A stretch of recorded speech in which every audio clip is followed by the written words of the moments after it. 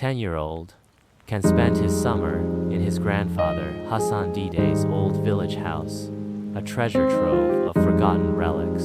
One rainy afternoon, exploring the dusty attic, he found a weathered wooden chest.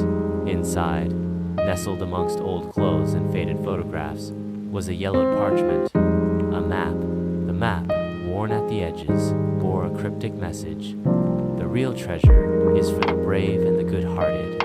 Ken's heart pounded.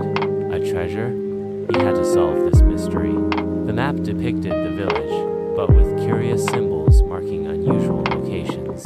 He recognized the old mill by the river, marked with a star, and the abandoned well near the orchard, indicated by a crescent moon. The final symbol, a sun, pointed to a place he didn't recognize. A secluded grove behind Hassan Dide's house, hidden amongst overgrown bushes. Armed with the map and his grandfather's old walking stick, Ken ventured out.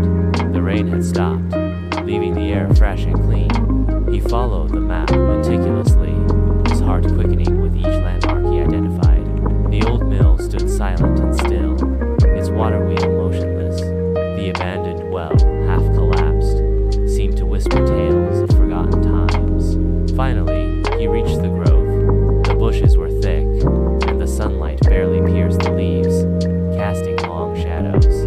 He pushed aside the branches, revealing a small, moss-covered stone. Following the map's instructions, he carefully moved the stone, revealing a small wooden box. His hands trembled as he lifted the lid.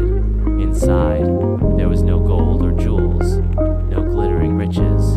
Instead, he found a collection of old letters, tied with a faded ribbon.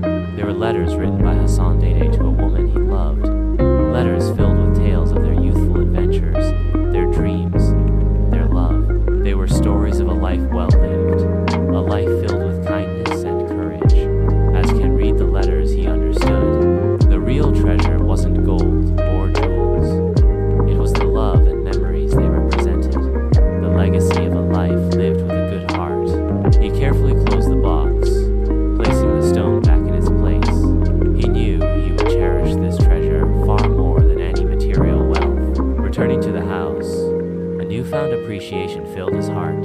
He had found something far more valuable than he could have imagined, a connection to his grandfather's past and to the enduring power of love and kindness.